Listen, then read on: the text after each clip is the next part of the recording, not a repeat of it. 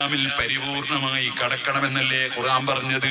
ഹബീബ് നബി സല്ലല്ലാഹു അലൈഹി വസല്ലം നിങ്ങളെ സ്നേഹിക്കുമ്പോ നബി തങ്ങൾ എങ്ങനെയാണ് ജീവിച്ചത്, നബി തങ്ങൾ എങ്ങനെയാണ് മുടി വളർത്തിയത്, നബി സല്ലല്ലാഹു അലൈഹി വസല്ലം എങ്ങനെയാണ് ജീവിച്ചത്, അത് പിന്തുടരാനുള്ളൊരു നല്ല മനസ്സ് മുസ്ലിമീങ്ങളെ നമുക്ക് എല്ലാ വിഷയത്തിലും ഉണ്ടാകണം.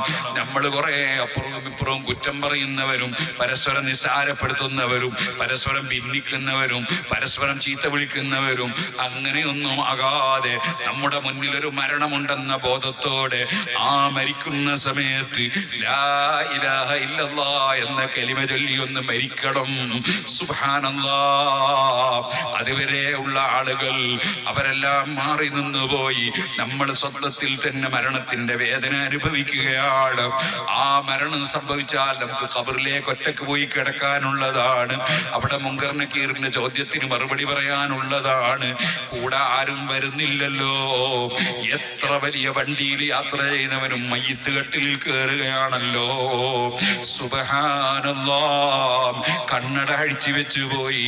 അതേ, നീ സ്വർണത്തിന്റെ മോതിരം ധരിക്കാറുണ്ടോ? ഹറാം. അത് ഊരി വെച്ചു പോയി. എല്ലാ മോതിരവും എല്ലാ സാധനവും ഊരി വെച്ചു പോയി. നിന്റെ അന്തസ്സുള്ള ഡ്രസ്സുകളൊക്കെ ഊരി വെച്ചു പോയി. വെറും 3 കഷ്ണം തുണിയിൽ നിന്നെ പൊതിയുമ്പോൾ നീ പലരെയും ഗീബത്ത് പറഞ്ഞ നിന്റെ തൊള്ളയില്ലേ, നീ കളവ് പറഞ്ഞ നാവും തൊള്ളയുമില്ലേ, നീ ചിലപ്പോൾ കഞ്ചാവടിച്ച വായില്ലേ, അതിന് പരുത്തി വെച്ചു പോയി. അന്യപെണ്ണിലേക്ക് നോക്കിയ കണ്ണില്ലേ, അവിടെ പരുത്തി വെച്ചു പോയി.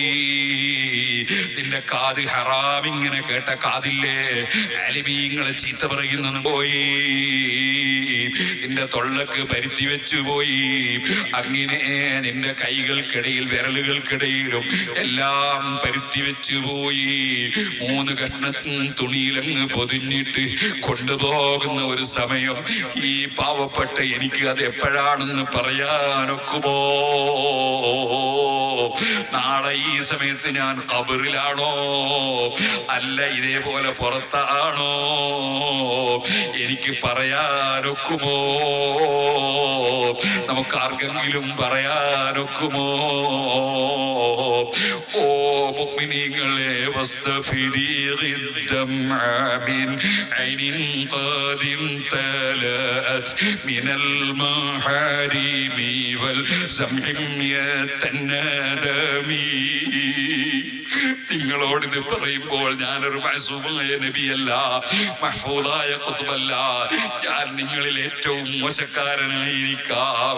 അല്ലാഹു നമുക്കെല്ലാവർക്കും മാപ്പ് നൽകുമാറാകട്ടെ. നമ്മൾ